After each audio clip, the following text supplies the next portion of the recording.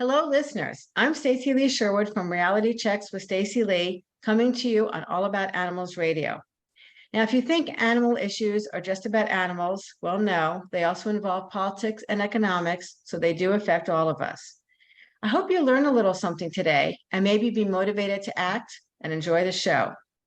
Now, today we're going to start with the wolf reintroduction program in Colorado and then compare that plan with how well or poorly the state has managed its wild horse population.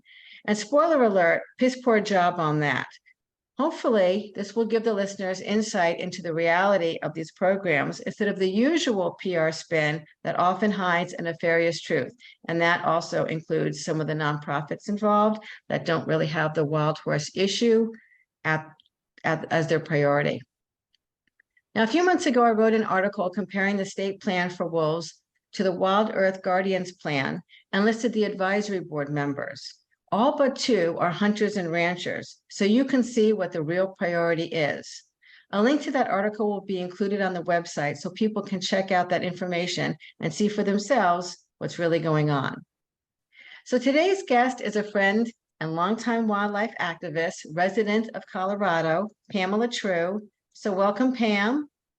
Thank you. Hi, Stacy. Thank you. Hi, Pam. So Pam, let's start with the wolf reintroduction program. Can you explain what the plan is and how it's supposed to actually work? Yes. So I was very excited about this ballot initiative. It was the first time this has ever happened in the States for the people of Colorado to be able to decide on a wildlife issue. Very, very excited. We did win for the reintroduction. It was a long haul, though, because the ranchers and hunters did huge propaganda campaigns, trying to put the fear in people. Of course. And to this day, you know, they like to say we won by such a small margin. It doesn't matter. In democracy, whoever wins gets the vote. So very excited. And right from the get-go. And I went to some of the Colorado Parks and Wildlife meetings. We have an office in Glenwood Springs. And right from the get-go, you could tell that it was going to be difficult. Yeah. So Colorado Parks and Wildlife themselves really did not want to reintroduce wolves. And they set up a couple of committees. And the SAG committee, yes, all hunters and ranchers. And when I went to the meetings, you know, they would have these boards up. And pretty much everything was about the ranchers, about compensation. And that started out at $8,000 per predation of a livestock, one animal. And one cow. One cow. I don't know what the deal would be with sheep. They don't really divide that up. And initially that was 8,000, and I thought that was outrageous. It is outrageous. Yeah. What some other states get, like Montana was 5, and I thought that was outrageous. So they so we got the ballot initiative 2020, I believe. And they had 3 years to get wolves on the ground. And they have stalled this out to the last month and probably the last day of the last year, which is this year, 2023. They're not going to reintroduce them until the last minute. Of course. And they have spent all this time trying to stop the reintroduction, trying to get lethal kill. The ranchers have been spreading all of this propaganda. They are just throwing fits. And it's been all about, I mean, from the get-go, it was like everything was gonna make this reintroduction fail. Now, reintroducing wolves is not rocket science. Right. They did it in Yellowstone, they did it in Idaho. So, I mean, they should have been able to get wolves on the ground like the first year. Exactly. Yeah. They have, the ballot initiative said the law says they had to have wolves on the ground by the end of 2023. And of course, they're waiting till the last minute. So they have been spending all of this time having conversations about how to have lethal kill. They raised the compensation for one animal for up to $15,000. $15,000.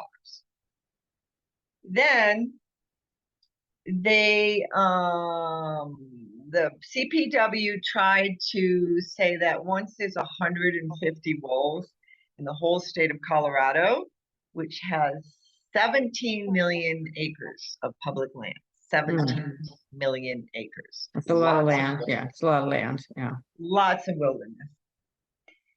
And they have just been doing everything to try and make this fail. So they were saying that once the population got to 150, that they could give out hunting licenses. That didn't work because the law says that they are considered non-game animals. Right. And wolves are currently protected in the lower 48 again, except for 3 states. And so, you know, killing wolves in Colorado is a no-no. And there was a little switcheroo there when the reintroduction was put out. The wolves were in the lower 48 were under the ESA, endangered species list. And before it got voted on, it was taken off for a short period of time. It got taken off, but then they were put back on, except for those 3 states. And so they were trying, so legally CPW could not have the wolves hunted. So then they were not going to put the wolves on federal public lands. They are planning on putting them on state and private lands. Right. In my valley, the Roaring Fork Valley, Glenwood to Aspen, in the Vale area, and Gunnison, which it's all a connection there. All of being one of the most highly recreated areas in the state.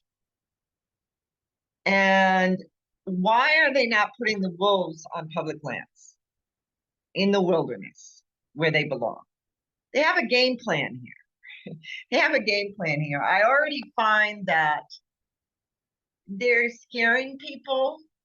They're scaring people because they're putting the wolves in a very highly recreated area. Believe me, there's plenty of cattle here, plenty of cattle and sheep. They're like, Right.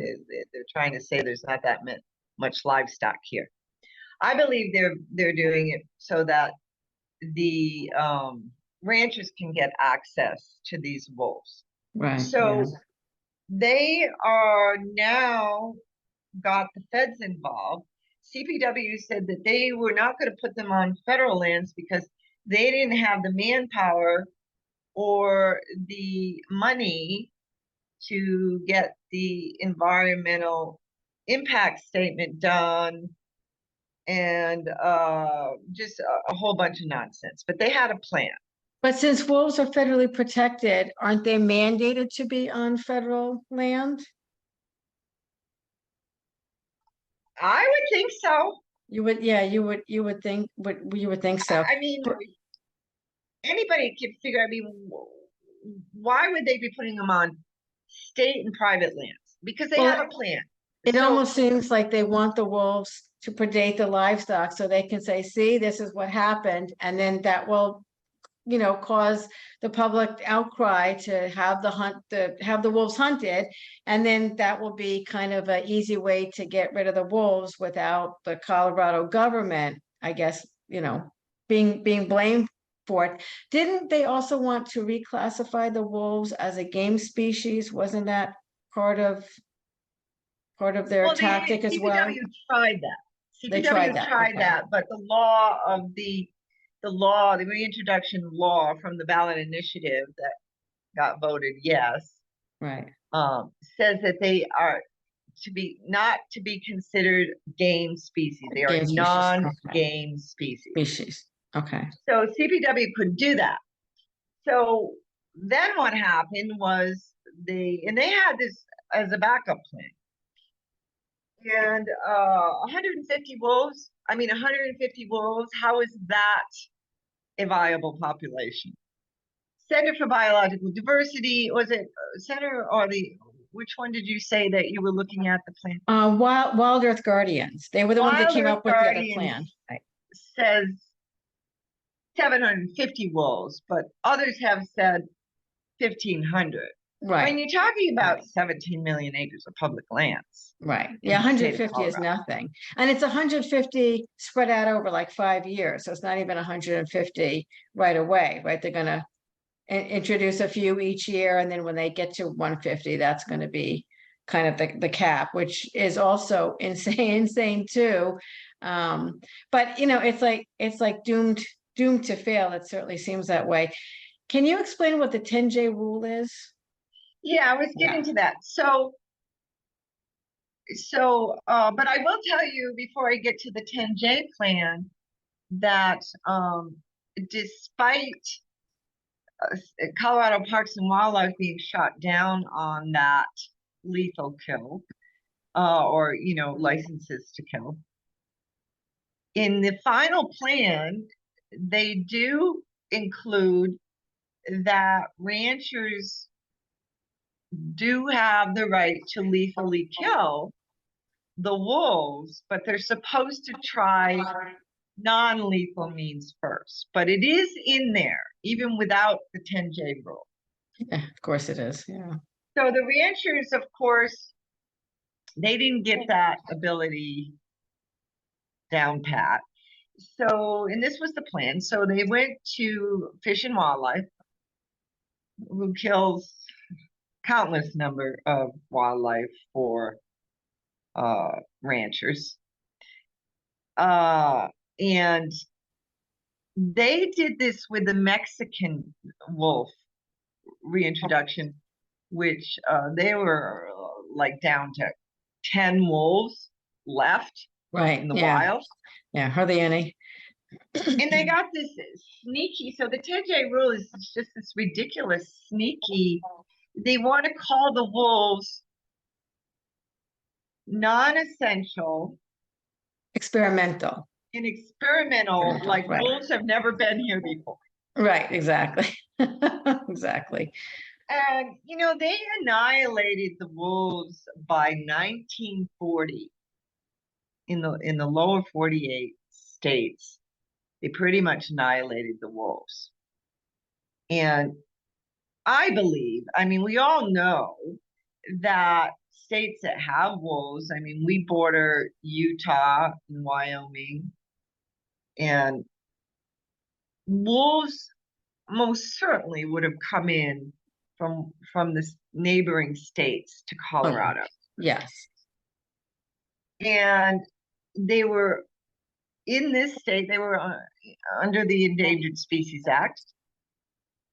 But you got to know that ranchers have been killing them all along. They use the words, and they use the words in a violent manner when they didn't get their way with things with this reintroduction. Well, we're just going to shoot, shovel, and shut up. Shoot, shovel, and shut up. Exactly. That's the policy. Wyoming, Idaho, Montana. Yeah, that's and not just for wolves, for coyotes, for fox, for cougar, for basically anything the ranchers don't want to be bothered with. Yeah. Yeah. And wildlife services too. And that's part of the USDA. That's their policy too. Right. Yeah. So the 10J rule would allow ranchers to kill a wolf, or a pack of wolves, or even if they feel like it's imminent, they can kill the wolves. Now, and so that's in the works, but in the Colorado Assembly, they had a Senate and House hearing on the wolf reintroduction. And Governor Polis, he ultimately has to sign off on these bills. Mhm.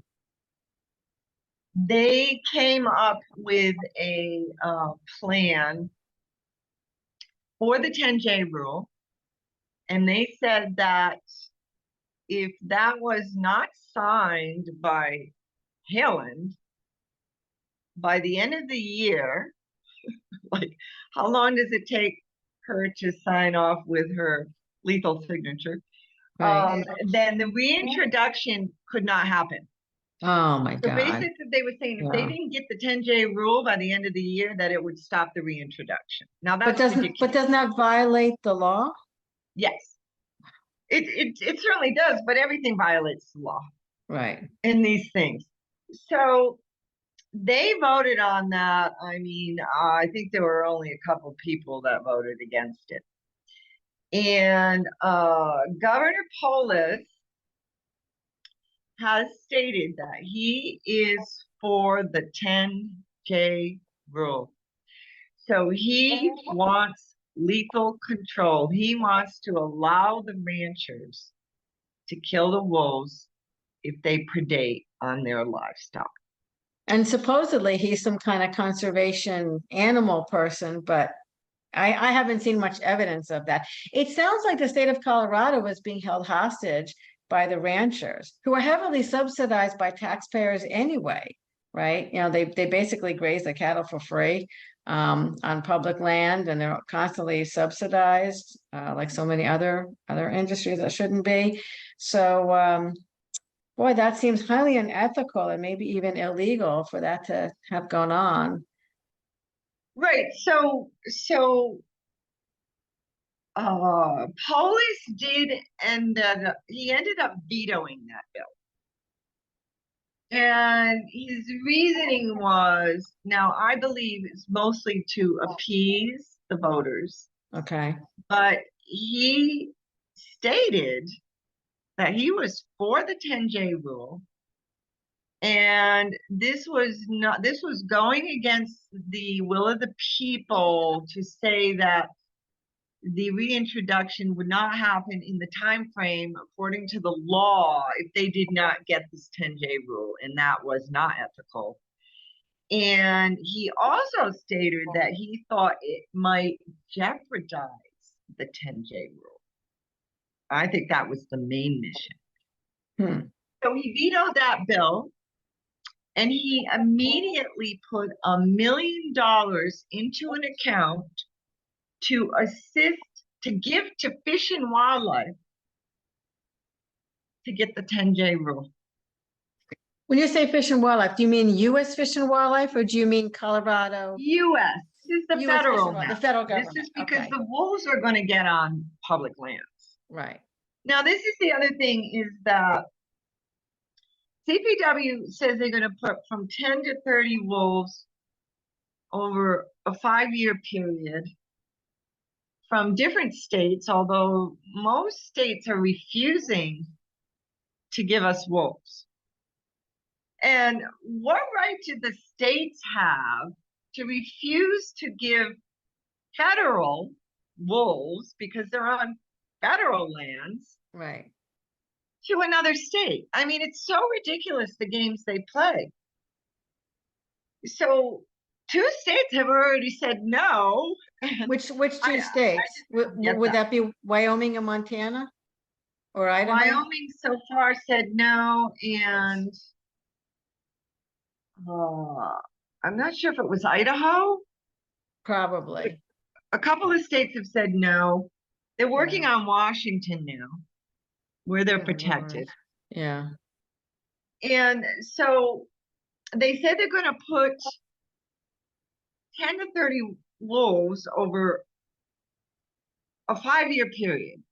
right, And they're going to take them from different packs. They're going to put them on private and state lands where there's lots of people. right, And they're not going to have an established pack.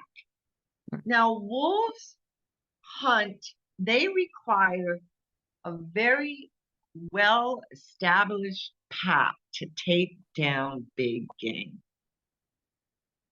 They're not like mountain lions. You know, mountain lions are lone hunters, and it's hard for them to take down an elk and a deer too. But the wolves rely on packs, right. family packs. And so there won't be any of these organized family packs, right? So, of course, they're going to have to go after easy prey.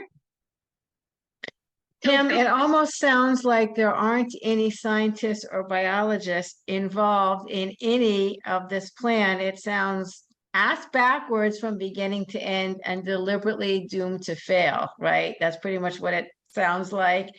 I Exactly. mean, it just couldn't get any dumber or more ludicrous. And they're not even trying to hide their true intentions, which is, I find nauseating, because wolves are extremely vital and important, not to mention amazing and beautiful, to a healthy ecosystem. Maybe the voters of Colorado should get themselves a new governor. Well, when I get to Colorado Wild Horse Bill, I mean, I'm just flabbergasted. That's a whole Yeah. other mess. That's even worse. So let me tell you what I found though in the Colorado Assembly, both with the wolves and the Colorado Wild Horse Bill, which we'll talk about afterwards. So anyway, first let me just get to that point. So this is how I feel it's going to go. They're not going to have any established packs. Yeah. I mean, they're spreading out. You can be sure they'll probably put 10 on, right, to start with. Maybe, and they won't be established packs. They'll be on state and private land. They'll have to go after easier prey. And I believe the ranches will actually lure them. Oh, I totally with believe that. sacrificial Yes. cow. Yeah. And for the money, I mean, they're not going to get $15,000 for one livestock when they go to slaughter. I mean, all these livestock, the cow and the sheep, are doomed animals in the end as well. Right. And they'll get their payout, and they'll also be able to kill them, however many are in the group that comes in. So, and Governor Polis is all for this. And so how do you expect to have any kind of viable population of wolves with this plan? I mean, it's doomed to fail in every way. Yeah, you can't. You can't. And I think that's the main issue, is that they are doing everything they possibly can, because they can't openly break the law by refusing to put wolves there. So they're going to make it impossible with, fragmenting the wolves, so they won't have any packs, because packs they work in a very tight hierarchy. There's the alpha, there's the beta, there's the omega, and it takes a while to establish that. And it's pretty out in the open. I mean, like I said before, just looking at the advisory board, they're all ranchers and hunters. So, and nonprofits that also are very sympathetic, shall we say, to ranchers and hunters. So it's clear from the get-go that this was going to be just a charade. And it's not even that well orchestrated, in the sense that it's all out in the open. So they're not even trying to hide it. And, Fish and Wildlife did a great job back in the 1990s with Yellowstone. And then they've just been totally corrupted. They really have. And that's not even my opinion. I mean, I've got documentation going back decades And so they are the last people to be in charge of that, as well as the Park Service. I believe the Park Service is probably part of the wolf killings in Yellowstone National Park. I mean, there are just no federal agencies that are really for conservation anymore. So it doesn't look like it's going to be a good ending for the wolf reintroduction. I talked to a few people, and some of their thinking is that maybe it should just be scrapped and just not put the wolf, not go through with this program, because to put wolves into Colorado, to have them tortured and trapped and killed just seems sick. It really seems sick. And a lot of people who are truly wolf advocates are like, you know what? Why even go through this just to kill them? So let's talk about another disaster. I mean, I can't even think of a polite word for this anymore. Let's talk about what's going on with the wild horses in Colorado, which is it's even more tragic if that's even possible. Heartbreaking. It really is heartbreaking. Yeah, well, the wolves and wild horses, it all ties in. It's all ranchers, and what I can say right off is dealing with this. First of all, I'll just tell folks what the Colorado wild horse bill is, which I call it the Colorado wild horse genocide bill. Yeah. So we have many nonprofits that are into darting horses with sterilants that are actually pesticides. Right. And they've been using that as a tool to get donations. And many of them have become very wealthy. And they have convinced people, from the get-go, that if they support the overpopulation conspiracy, they have to in order to support birth control, and that if they can keep the populations down by sterilizing them. I mean, it does sterilizing them. It's all, ultimately sterilizes them. Right. And it's very toxic to their bodies and the family unit, and, goals for no fools. So they've convinced most of the advocacy that if they could dart the horses to stop them from having babies and keep the populations down, that it would stop the roundups. And it never, ever, ever, ever has. No. It's made it worse. Sterilized horses still eat grass and drink water. So they had just gotten 90% of the advocates to believe that. And still to this day, there's so many advocates that support this. So they had been lobbying Governor Polis and gentleman Marlon Reese, his partner, because they are both animal advocates and wildlife advocates. And Polis had once told a wolf girl that he is totally against PCP because it's a pesticide and it's bad for the environment and the wildlife. Right. But these darters, the Cloud Foundation, who's in Colorado, American Wild Horse Campaign, there's a whole list of them. And the 4 remaining herds of wild horses that we have, because West Douglas was wiped out and now managed for no wild horses, have these groups on them that are sub-managing them to extinction, and they've been darting the horses for a very long time, stopping them from having babies.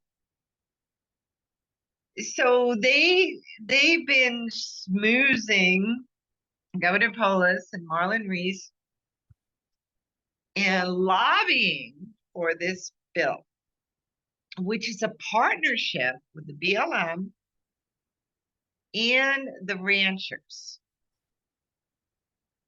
to make more room for cattle and sheep is all I can see. Exactly. Yeah. Yeah. And they had been doing it in secret.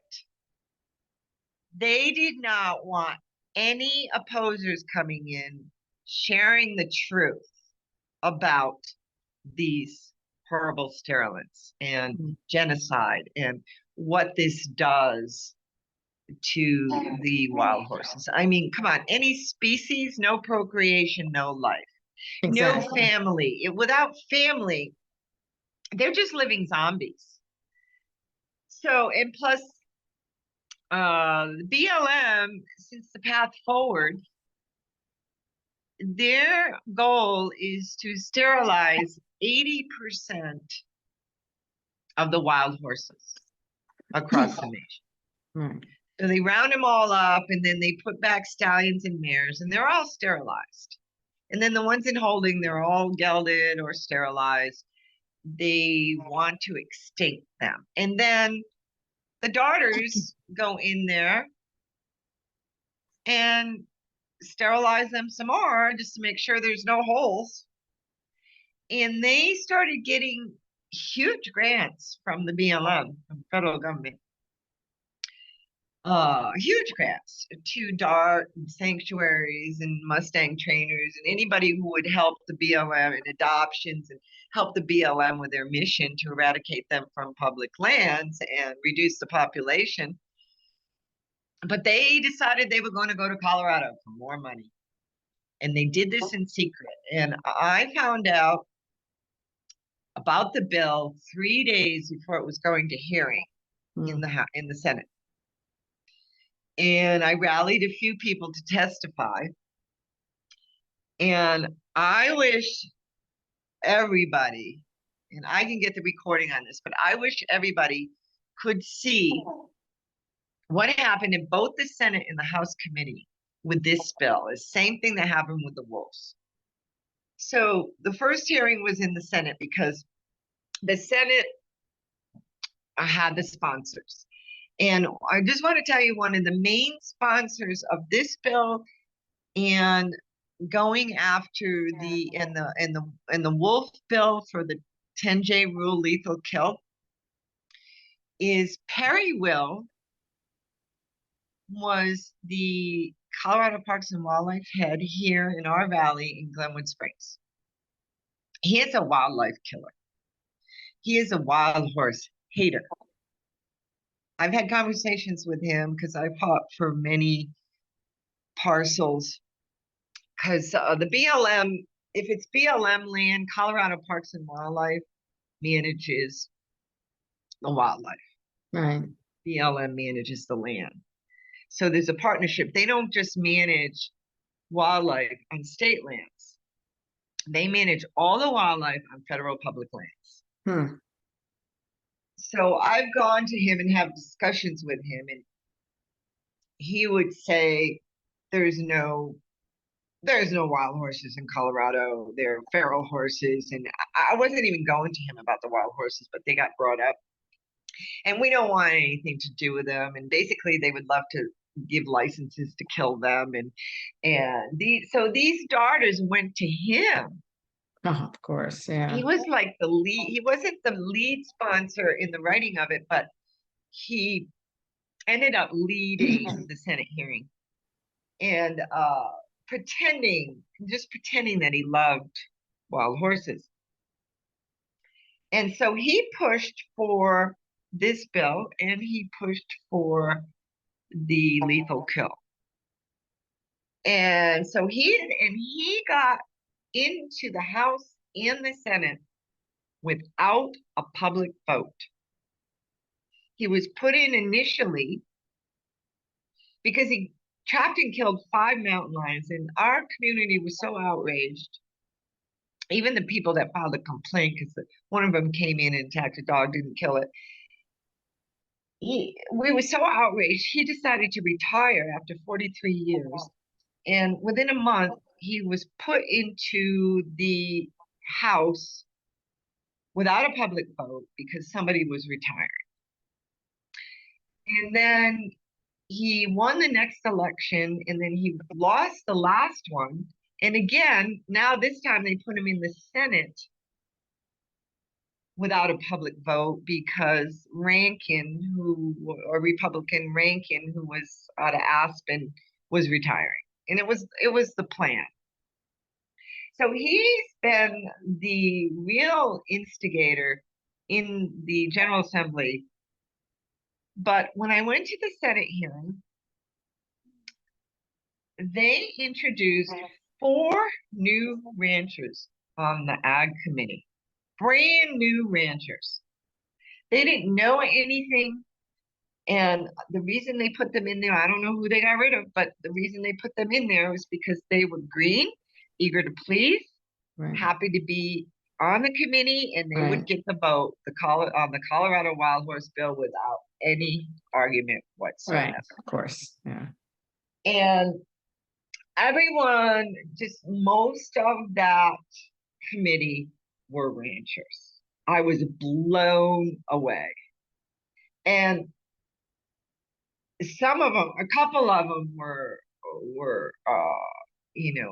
they put myself and William Simpson down. I mean, it was very unethical what they did.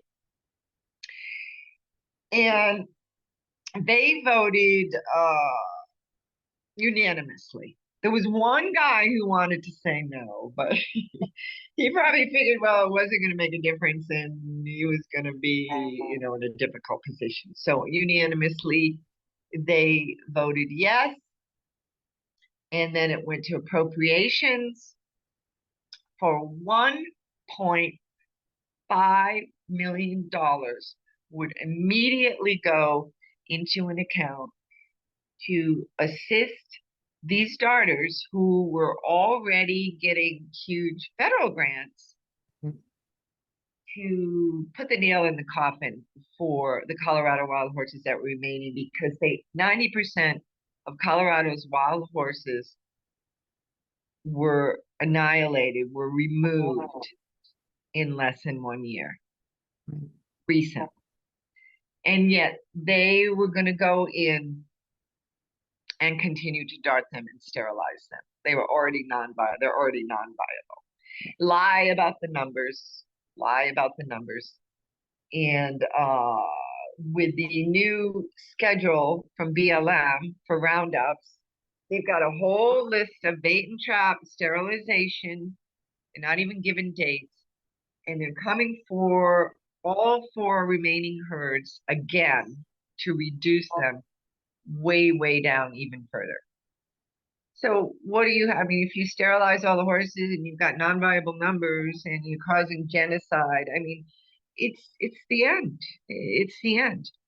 And the fact that Governor Polis, and the fact that they did this in secret, and they weren't expecting any opposers to show up. It was like a last minute thing. And I don't believe the committee read any of our written ones. They probably didn't have a chance to, but they weren't going. And they made their mind up before they even went in there. Yeah. And Governor Polis signed off on it. Not only that, on the signing celebration, they called it, at the Little Book Cliffs Wild Horse Sanctuary. That one's a sanctuary, one of 4 sanctuaries federally designated, was by invitation only. Invitation only. Never gave us a seat at the table.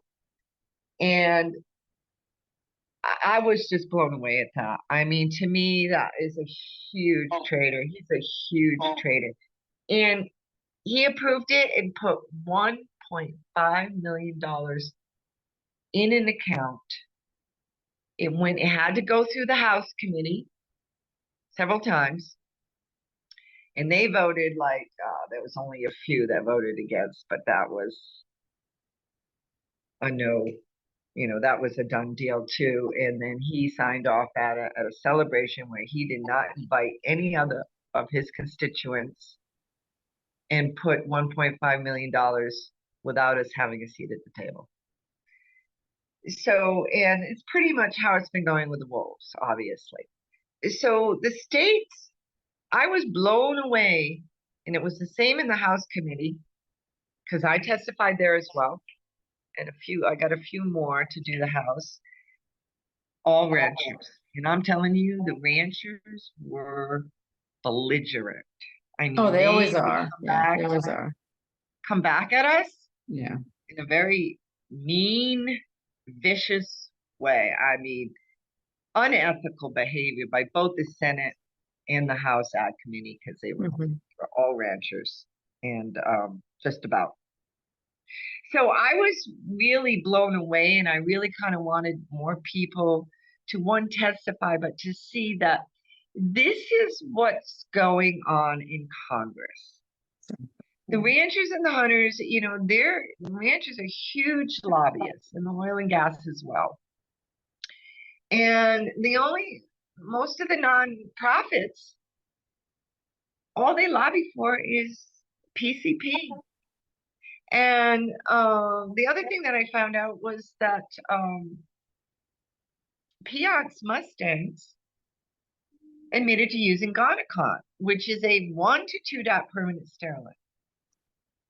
And the other groups say that we're only going to use PCP because it's humane. Well, it isn't any more humane. Yeah, it's not It does humane. sterilize. It's not humane. Yeah. So Perry Will was the lead on that. And I was just so ashamed. And I was so shocked that the Colorado Assembly was so inundated by the ranchers. So the wildlife don't have a chance here. They really don't have. No, they don't. And it's not just PCP, it's also, I mean, I happen to know for a fact that Gonacon is used on the wild horses in Nevada and it's used on the wild horses in Wyoming. Of course, we're not going to have any wild horses left anywhere, at least up in Oregon Wyoming as pretty well. soon, and Oregon as well. And Gonacon is even worse. And also, I just like to let everyone know that PCP, while it's called a birth control method, it's really just an extinction, a slow way towards extinction. And it's used on a variety of wildlife animals, not just our wild horses, but they use it on deer, the elk, and I mean, the insanity just never ends. But we only have a couple minutes left. So what can people listening do, if there's anything, to help save like the few wild horses and wolves that we do have left? And I can't stress enough that we really do have just a few of these animals left. Whatever the government, when I say government, I don't just mean state government, I also mean federal government, and that would be the Park Service, Fish and Wildlife, and BLM, which is Bureau of Land Management. When they shoot off numbers of thousands of wolves and tens of thousands of wild horses, none of that is even remotely true. People like Pam have been out there and they have seen just vast desert where there used to be lots of wild horses, wolves, coyotes, bears, and there's just nothing. I myself have seen that even back in the 1990s. So when they say that there's an insane number of wild horses in the wild, that is not true. And the facts show that to be true. The government just is not forthright. So what can anybody, if there's anything, what can anybody do to help stop the insanity, not just of the PZP and the Gonacon, but of the roundups, which pretty much happen year round now. Oh, and they just keep going back And they just after. keep going out, right? I'll get to that in 1 second. I just want to say that these are the two goals by all these enemies. Now, I can also see with the wolves that they have the ultimate plan of delisting them Right. in Yeah. Colorado. And this is how I believe, like the other states, like Wyoming, I believe it's Wyoming, Idaho, and Montana that delisted them. Yes. Yeah. They're not listed on the And I Endangered can Species see Act. Colorado using this Mhm. as a way to delist them in Colorado. Yeah. When they get to a certain number, they're going to be delisted. That's in the plan. Yeah. That's in the final reintroduction plan. And Yeah. it's going to be in the federal plan too. So that's what they're working towards, is a delisting in Colorado so that they don't ever have to worry again about not killing wolves, right? In Colorado, in partnering with these groups for money, the plan is to get every wild horse off of public lands and onto sanctuaries, those that don't go to slaughter. This is a big slaughter industry right now. Oh, huge. And so they're giving money, Polis is giving money to help get other land, sanctuaries. But all they are is sanctuaries. It's not rewilding. It's still going to be the end of American Mustang, because if they're all sterilized and they're, even if they're on a sanctuary where they can run around, they can't have any families, they can't reproduce, it's still going to be the end of the Mustangs. And it's 100% against the Wild Free Roaming Horse and Burro Act.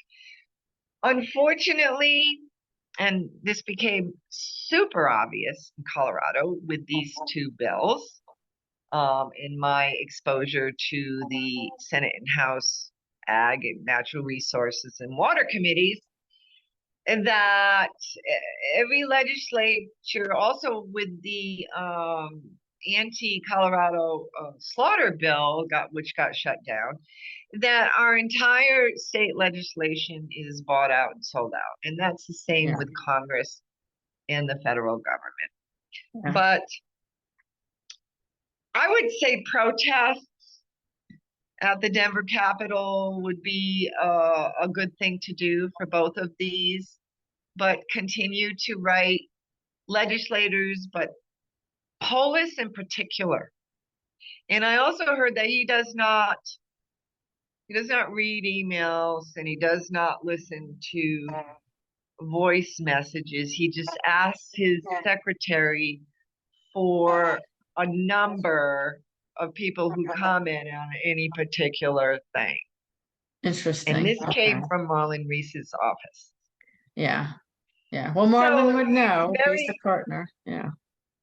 yeah, it's very hard. I mean, I've been doing this for 20 years, and it's like, I just been telling people that mass uprising, just constant mass uprising, is the only thing that's going to make a fuss, because they are all, we just get cookie cutter letters. And I have a friend who literally went to Polis's office 2 times with a whole package in her hands. And Polis was right there on the other side of the door, and she wanted to meet with him, and twice she got turned down. Yeah. Unfortunately, it doesn't sound like there are any groups other than Bill Simpson's out in Colorado, the Wild Horse Fire Brigade. But it certainly doesn't sound like there are any groups that are even remotely on the side of keeping wild horses wild, keeping them viable so that they can procreate for survival of the species, or even protecting their land, despite a law in 1971 that was supposed to protect tens of thousands of wild horses, and the tens of millions of acres that they had been living on. So I would say for people listening, just bypass the nonprofits, because they're just as corrupted as everybody else, and just go directly to, well, I guess call, if you're in Colorado, call your local representative. And if you're not in Colorado, then call your congressman and just really, complain about what is going on, because wild horses and the wolves are supposed to be federally protected. So this isn't even a Colorado issue per se. This is a national issue. And if they can obliterate wild horses and they can obliterate wolves, they can obliterate any other species. So you might want to think about that too. This is a domino effect, and we've seen that. So we will end it there. Thank you very much, Pam, for giving us some truth I know that other than you and Kath and a few other genuine activists, there really isn't anybody involved with wild horses. Of course, I've documented this extensively, unfortunately, that is even remotely on the side of wild horses. I mean, that's true with a lot of other species, but there's just something about our amazing wild horses that they are just like royally screwed over by all these nonprofits who are just completely corrupted by the taxpayer money for PZP. And I just want to specify for people who aren't aware of what PZP and Gonacon is, why it's so bad. It's not just that it sterilizes the horses and that it's a pesticide, but these darters, they have like these high-powered rifles and they shoot a moving target. Now, granted, horses are big, but they're still a moving target, right? If you shoot the PZP dart in the wrong area, you could kill the horse right away. And they know that. And these quote darters, they're like women who are basically out of shape and they don't know anything about horses. They don't know anything about biology. They're not sharpshooters, you know, they're not even trained on how to proficiently use a rifle. So at every turn, it's just ass backwards and the wrong way to go about doing it. So I have my fingers crossed that some sanity, a miracle will happen in Colorado. And the few horses that are left will somehow manage to survive. I don't put much hope in that, to be honest. I don't know what's going to happen with wolves. I know you, Pam, and others have fought for a long, long time. Maybe at the end, we still have a few months left in 2023. Maybe some sanity will come. I say that cautiously because I don't really have a whole lot of faith, but you never know. Miracles do happen, you know. Fingers crossed that the wolves are reintroduced and they're not killed right away, you know. One can only hope. But We have to keep the faith to we some have to keep degree. the faith. We have to keep But the faith, Stacy, I definitely. really, really, really want to thank you for doing these podcasts to expose the truth, to really expose the truth, because the propaganda leads these days, and the American people, and the wolves and wild horses in our public lands belong to all of us. They do. They And do. people need to hear the truth They more do than need to hear the truth. Yes. the Yeah. propaganda. And so many people are afraid to speak the truth. I know you're not afraid to speak the truth, and I'm not afraid to speak the truth, but so many are. So many quote journalists are afraid to print what's really going on. And then people read it and they think, oh, there's like 80,000 wild horses and they're destroying the land. When in fact, wild horses are native to North America and they're native to the US. So that's one propaganda that's been going on forever. And the other is that they destroy the land when in fact it's the non-native cows and sheep that are destroying the land. Wild horses actually restore the land and keep it in balance. So, you know, people need to think, you know, how badly do they want that steak? That steak costs not just the life of wild horses and wolves and cougars and bears and all the predators that the ranchers want to get rid of, but the livestock, I mean, they have a torturous life as well, you know. It's short, it's painful, and then they get slaughtered. But they do a huge amount of damage to our drinking water and our land. And once that's damaged, it's damaged forever. We can't restore that. So people might want to think, how badly do they want that steak? We really would be much better off with our wolves and wild horses.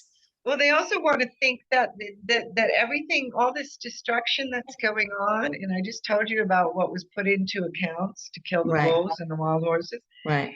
is is on the American taxpayer. Billions and Oh, billions and billions. billions of Yeah, dollars. billions It's of dollars. welfare for the rich. Oh, It's yeah, well, hundreds of billions, actually. If you add up like all the different agencies, Department of Agriculture and Department of Interior, not to mention all the salaries that these people don't, you know, don't really exactly. earn because they're not doing conservation, they're doing the opposite. And then you think about all the programs that we subsidize. And then, you know, if you want to do the domino effect, when all the livestock pollutes all our drinking water, all the people that get sick and they go to hospitals, and that's all subsidized too, the public hospitals. So that's why I said that animal issues, it's not just about animals. They actually affect every human. If you eat food, if you drink water, if you breathe air, if you pay taxes, well, then you're paying for all of this too, not just the destruction. So it might behoove people to kind of listen. Anyway, thank you, Pam, so much for spreading the truth and being on. So I hope everyone has enjoyed the show, and tune in next time. I cover many topics that you won't ever read about in the news. I also encourage people to check out other All About Animal podcasts. They have some terrific shows that you will find interesting. And that is a wrap. So thank you very much, Pam. You too, Stacy. Bye-bye. Bye-bye.